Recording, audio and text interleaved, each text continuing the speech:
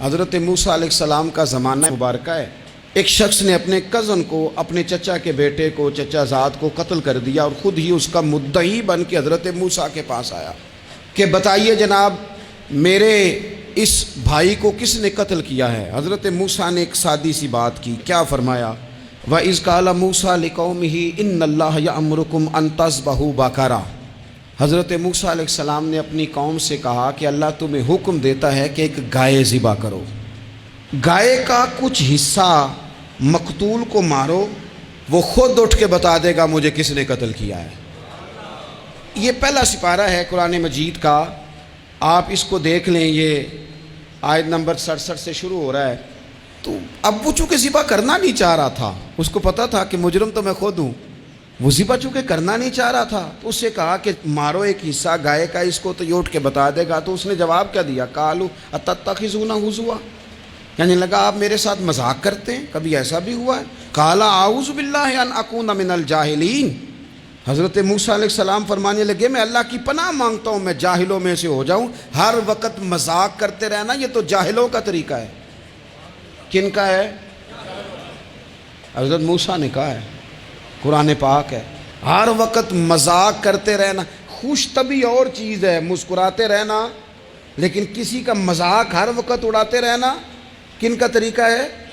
جاہلوں کا۔ جب کہا نہیں ذبح کرنی ہے تو اب ذرا دیکھیے، کرنا نہیں نہ چاہ رہے، قالوا ادع لنا ربک یبین لنا ما ہی، کہنے لگے اے موسیٰ پھر آپ نہ رب سے دعا کریں کہ وہ ذرا کھول کے بتائے وہ گائیں کس طرح کی ہو، ارادہ نہیں نہ ذبح کرنے کا، آپ دعا کریں۔ قال انہ یقول انہا بقرۃ لا فارض ولا بکر، فرمایا کہ رب کہتا ہے وہ گائے نہ بوڑھی ہو نہ زیادہ بچیا ہو، عوان بین ذالک، ان کے درمیان ہو، یعنی جوان گائے ہو۔ فافعلوا ما تؤمرون، کرو جس کا تمہیں حکم دیا جا رہا ہے۔ قالوا ادع لنا ربک یبین لنا ما لونھا، لو اگلی بات سن لو، کہنے لگے آپ دعا کریں رب سے کہ وہ کھول کے بتائے اس کا رنگ کس طرح کا ہو، رنگ بتائیں کس طرح کا ہو۔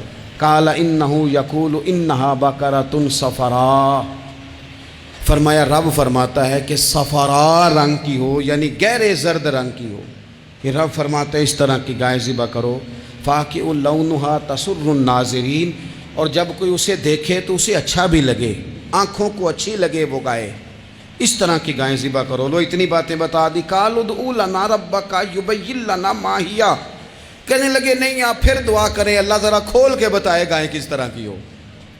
ان البقرہ تشابہ علینا، ہمیں ذرا گائیں پر شبہ پڑ گیا ہے کس طرح کی ذبح کرنی چاہیے۔ وَإِنَّا انشاء اللہ لمہتدون، اگر اللہ نے چاہا تو ضرور ہم ہدایت پا جائیں گے۔ پھر اللہ تعالیٰ نے فرمایا کہ قال انہ یقول انہا بقرۃ لا ذلول تثیر الارض، گائیں اس طرح کی ہو کہ وہ کبھی کھیتی میں نہ چلائی گئی ہو، یعنی اس کو کبھی کام نہ اس سے لیا گیا ہو۔ بیل کو لوگ لگاتے تھے نا، جو کام آج ٹریکٹر سے لیا جاتا ہے وہ گائے بیل سے لیا جاتا تھا، تو وہ کھیتی باڑی کے کام نہ اس کو لگایا گیا ہو۔ ولا تسقی الحرث، اور نہ اس سے پانی نکالا گیا ہو، نہ کھیت چلانے ہل چلانے میں لگائی گئی ہو، اور وہ جو کنواں ہوتا تھا جس کے گرد گائیں گھومتی تھی، تو کہا وہ بھی کام اس نے نہ کیا ہو گائے نے۔ مسلمۃ لا شیۃ فیہا، وہ ہر عیب سے پاک ہونی چاہیے۔ قالوا الآن جئت بالحق، اب کہنے لگے اب آپ صحیح بات لے کے آئے، اب سوال ختم ہو گئے نا، کہنے لگے اب آپ بات فذبحوہا، انہوں نے ذبح کر دی۔ وما کادوا یفعلون، پر ایسا کرتے نظر آتے، لگتا نہیں تھا کریں گے ذبح پر ذبح۔ اچھا یہ گائیں پھر ملی کیسے؟ امام خازن کہتے ہیں کہ ایک نیک آدمی تھا، تو اس کا آخری وقت آ گیا تو اس کے پاس جو کل جمع پونجی تھی وہ ایک بچیا تھی، گائیں کی بچی، بچیا ویڑی، اس کے پاس وہ ایک بچیا تھی صرف۔ تو اس نے اس طرح کیا کہ اس کی گردن پر ایک مہر لگائی، اللہ کے نام پر بطور امانت اس نے اس کو جنگل میں چھوڑا، کہ یا اللہ میرا بیٹا ایک ہی ہے وہ بھی چھوٹا ہے، اس کی حفاظت کرنا اور میرے بیٹے کو پہنچا دینا۔ بچہ بالغ ہو گیا، اس کی ماں نے کہا بیٹا جو امانتیں رب کے پاس رکھوائی جائیں نا ان میں خیانتیں نہیں ہوا کرتی، جا کے جنگل میں آواز دے تیری گائے واپس آ جائے گی۔ اس نے جا کے جنگل میں آواز دی کہ وہ جو میرے باپ نے امانت رکھوائی تھی وہ کدھر ہے؟ وہ نشان لگی ہوئی گائیں دوڑتی ہوئی اس کے پاس آئی۔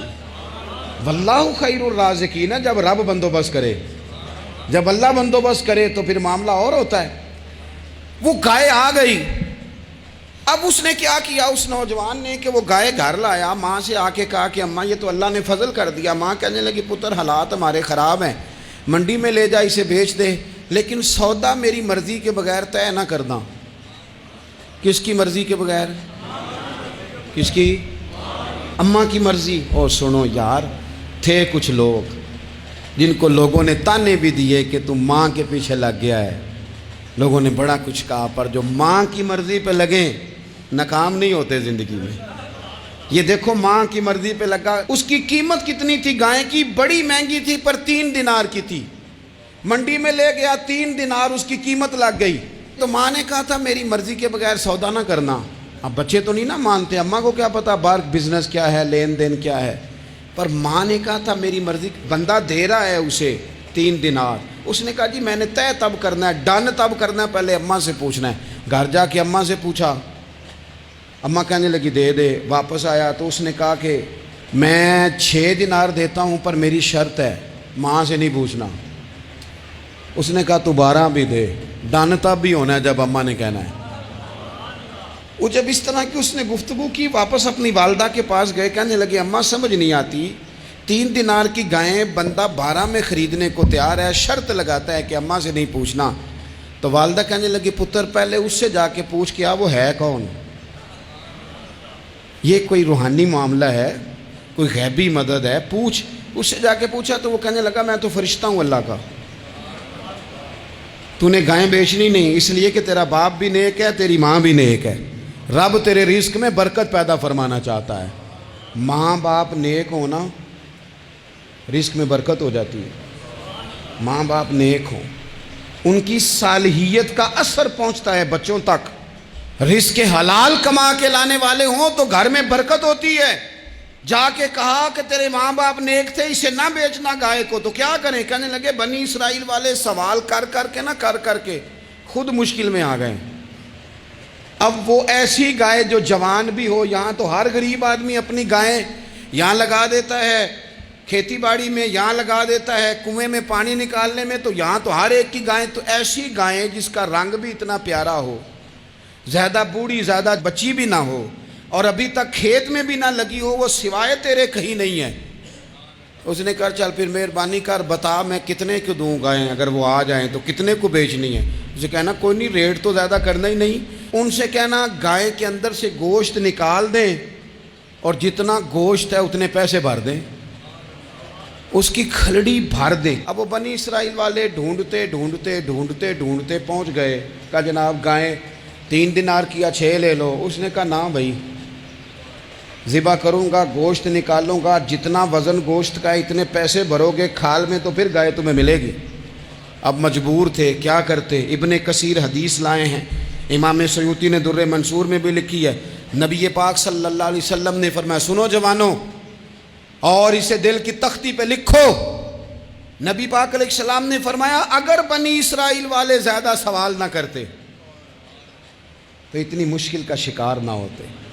انہوں نے سوال اتنے کیے کہ چارہ نہیں ہے اب ان کے لیے، چارہ نہیں ہے اب ان کے لیے کہ یہ ادھر ادھر جا سکے، مجبوری بن گئی ہے، یہی گائے خریدنی ہے، یہی لے جانی ہے۔